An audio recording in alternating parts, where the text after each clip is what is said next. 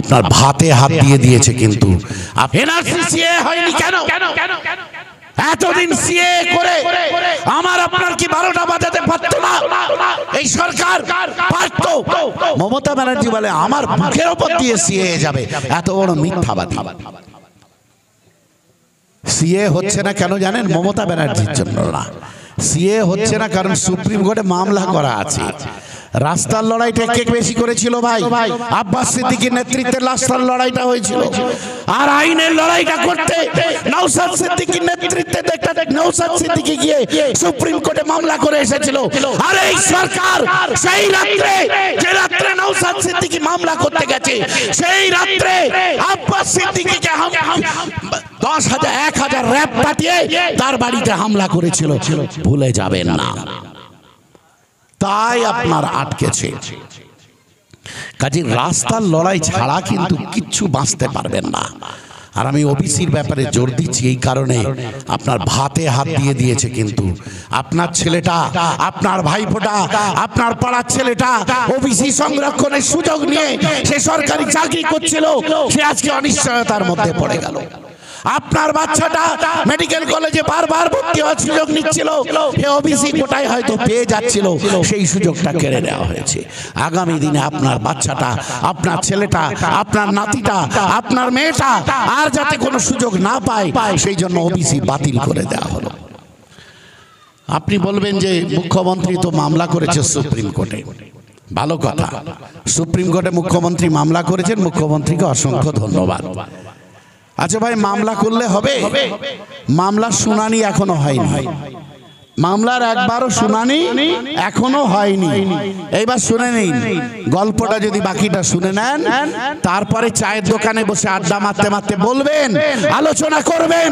লড়াইটাকে কিন্তু আপনার ঘর থেকে, ওই চায়ের দোকান, রাস্তা থেকে আর পার্লামেন্ট অবধি নিয়ে যেতে হবে, তবেই হবে লড়াই, না হলে লড়াই হবে না। আলোচনাটা চালাতে হবে। হ্যাঁ, দিদিমণি গেছে সুপ্রিম কোর্টে মামলা করেছে, কপিল সিব্বালকে দিয়ে বা আরো অনেক বড় বড় অ্যাডভোকেটস আছেন, লক্ষ লক্ষ টাকা খরচ করে গেছেন।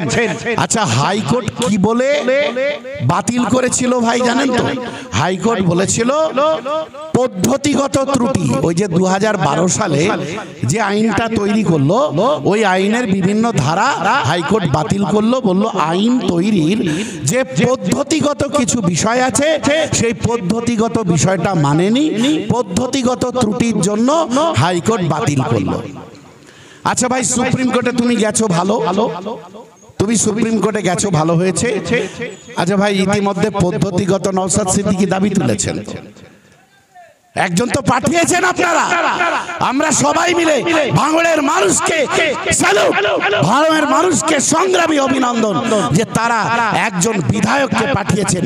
সেই বিধায়ক তো বলেছেন এই পদ্ধতিগত যে ত্রুটিটা আছে, সুপ্রিম কোর্টে আপনি গেছেন, ভালো হয়েছে।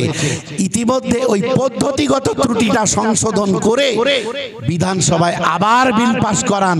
পদ্ধতিগত ত্রুটিটা সংশোধন না করে আমি যদি সুপ্রিম কোর্টে যাই, তাহলে সুপ্রিম কোর্ট বাতিল বজায় রাখবে না? রাখবে না ভাই, বাতিল বজায় রাখবে। কারণ একই কারণ বলবে তোমার পদ্ধতিগত ত্রুটি আছে। নওশাদ সিদ্দিকী একমাত্র বিধায়ক বাংলার, জেনে নিন, বাংলার একমাত্র বিধায়ক নওশাদ সিদ্দিকী।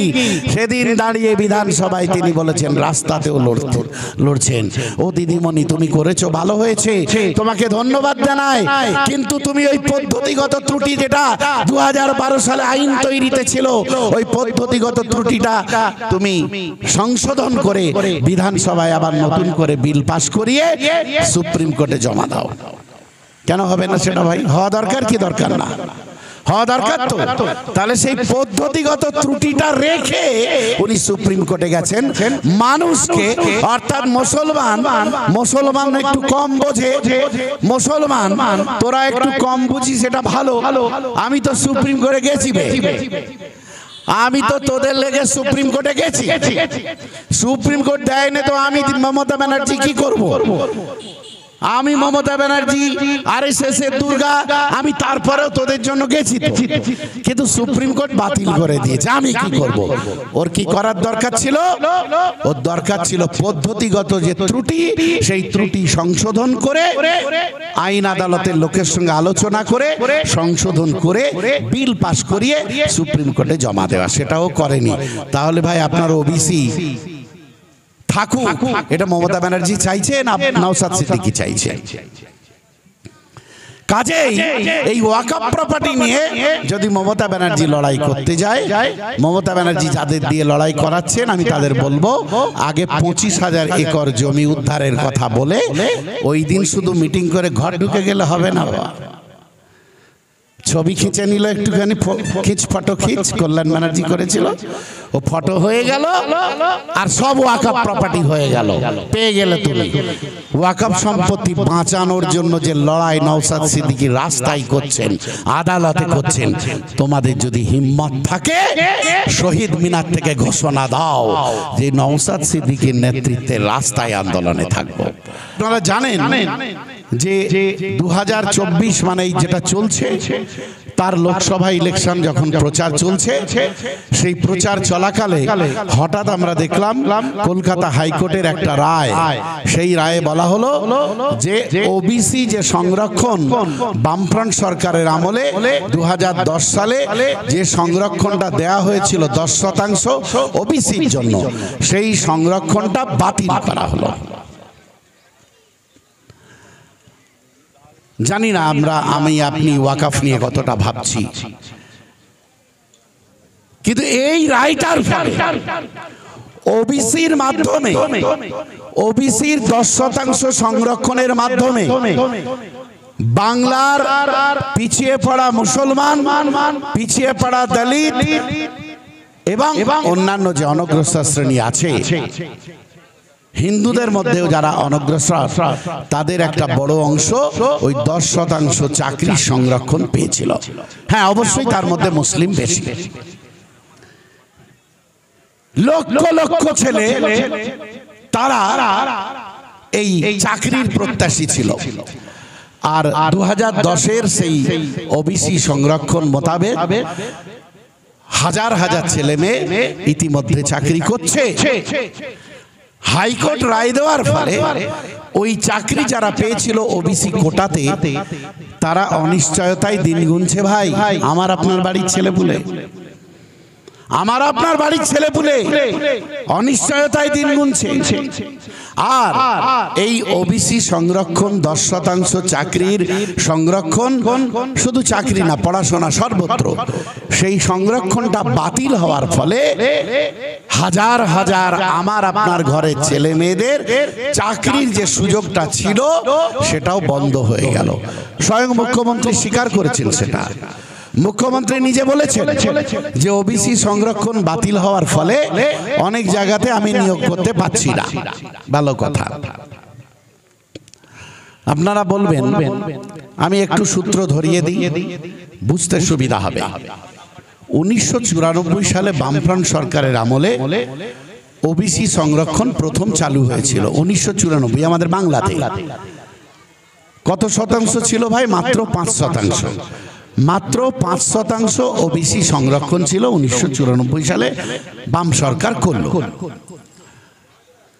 তারপরে এটা 97 সালে একটু দাবি দেওয়া চারদিকে হচ্ছিল বলে এটা বাড়িয়ে আর 2% বাড়ানো হলো, অর্থাৎ 7% করা হলো, 7% করা হলো। আপনারা জানেন যে 2006 সালে সাচার কমিটির রিপোর্ট বেরিয়েছিল, বিচারপতি রাজিন্দর সাচারের নেতৃত্বে যে কমিশন হয়েছিল, সেই কমিশন একটা রিপোর্ট বার করে। সেই রিপোর্টে মুসলমান সমাজের হাড়কঙ্কাল দেহটা সামনে চলে এলো। অর্থাৎ গোটা দেশে মুসলমানদের অবস্থা খুব খারাপ। পশ্চিম বাংলায় সরকারি চাকরির ক্ষেত্রে মাত্র 4% মুসলমান চাকরি করে, যাদের আবাদি 25%। আরো অন্যান্য অনেক কিছু বিষয় আছে, আমি তার মধ্যে যাচ্ছি না। তো বিচারপতি রাজিন্দর সাচারের নেতৃত্বে কমিশন যখন এটা রিপোর্ট দিল, সেই সময় সেন্ট্রাল গভর্নমেন্ট আরেকটা কমিশন বসালো, রঙ্গনাথ কমিশন। সেই রঙ্গনাথ কমিশন সুপারিশ করলো, মানে দাওয়া দিতে হবে তো এবার ওষুধ দিতে হবে। রঙ্গনাথ কমিশনের সুপারিশ অনুসারে এ রাজ্যের বামফ্রন্ট সরকার ওবিসি সংরক্ষণটাকে বাড়িয়ে, কত ছিল ভাই 7, বাড়িয়ে করলো 17, মানে 10 বাড়িয়ে দিয়ে 10 বাড়িয়ে দিয়ে সেখানে কি করা হলো, সেখানে হচ্ছে মূলত মুসলিম জনগোষ্ঠীর একটা বড় অংশ তারা ওবিসি সংরক্ষণের আওতায় এলো, আর ছোট অল্প হলেও হিন্দু জনগোষ্ঠীর অল্প অংশ তারাও এই 10% সুযোগের মধ্যে এলো। এভাবে এ ক্যাটাগরি বি ক্যাটাগরি ভাগ করা হলো, এ ক্যাটাগরি বি ক্যাটাগরি ভাগ করা হলো। এইবার সেই থেকে চাকরি চলছিল, অনেকেই চাকরি পেয়েছে ওবিসি এতে, অনেকেই শিক্ষার সুযোগ পেয়েছে, মেডিকেলে চান্স পাওয়ার ক্ষেত্রেও সেই ওবিসি এ ক্যাটাগরি সুযোগটা পেয়েছে হিন্দু মুসলমান উভয় ঘরের ছেলে মেয়েরা। হ্যাঁ, মুসলমানরা বেশি পেয়েছে ওবিসি এতে, এটা তো স্বাভাবিক, কারণ সাচার কমিটির রিপোর্টে যে হাড় কঙ্কাল সার দেহটা বেরিয়ে এলো, তাহলে মুসলমানদেরকে একটুখানি সুযোগ সুবিধা দিতে হবে, এই ব্যাপারে দেশ সিদ্ধান্ত নিল। ভালো কথা চলছিল। তারপর 2012 সালে মমতা ব্যানার্জি সরকার নতুন কিছু করেনি, এটা জেনে নিন, নতুন কিছু করেনি। যেটা 2010 সালে 10% বাড়ানো হয়েছিল, ওইটাকে 12 সালে একটা আইন তৈরি করলো মমতা ব্যানার্জি সরকার, বিধানসভায় বিল পাস করিয়ে একটা আইন তৈরি করলো। একটা আইন তৈরি করে সেই ওটাই চালু রাখলো। আমরা খুশি হলাম, কারণ বামফ্রন্ট সরকারের সময় আইন তো তৈরি হয়নি, অধ্যাদেশ জারি করে হচ্ছিল। তারপর তো সরকারটা বদলে গেল, সরকার বদলে গেল। তাপসদার ভাষায় যদি বলতে হয়, আমি কিন্তু 100% একমত। নানান চক্রান্ত করে সরকার ফেলে দিয়ে একে আনা হয়েছিল। কেন? তাপসদা বলেছি ইসলামকে ধ্বংস করার জন্য। যাক, আমি অত বড় কথা বলতে চাইছি না, কারণ রাজনৈতিক প্ল্যাটফর্ম, এখানে আমি বলতে চাইছি না। কিন্তু তাপসদা সত্যি কথাটা বলে দিয়েছেন, তাপস ব্যানার্জি সত্যি কথাটা বলে দিয়েছেন। ইসলামকে ধ্বংস করার জন্য 2011 সালে এই সরকারটাকে আনা হয়েছে। যাক, আমি ওর মধ্যে যাচ্ছি না। তাহলে আপনার হলো 12 সালে একটা আইন তৈরি হয়ে গেল। এইবারে যেই 12 সালে আইন তৈরি হলো, সঙ্গে সঙ্গে জনস্বার্থে হাইকোর্টে অনেকগুলো মামলা হলো। হাইকোর্টে অনেকগুলো মামলা হলো ভাই। যাদের মনে হচ্ছে যে এটা একটু ক্লাস নেওয়ার মতো পড়ানো হচ্ছে, তারা মন দিয়ে শুনছেন, আমি বুঝতে পারছি। কারণ এটা যদি না আপনি বোঝেন, কারোর বাবার ক্ষমতা নেই আপনার ওয়াকফ প্রপার্টি কেড়ে নেবে। কারণ ইতিমধ্যে সুপ্রিম কোর্ট ভার্ডিক্ট দিয়েছে, নিজি সম্পত্তির উপর সরকার হস্তক্ষেপ করতে পারবে না। আর নওশাদ সিদ্দিকীর নেতৃত্বে যদি রাস্তার আন্দোলনটা চলে, সুপ্রিম কোর্টের বিচারপতিও ভাবতে বাধ্য হবে, সুপ্রিম কোর্টের বিচারপতিও ভাবতে বাধ্য হবে।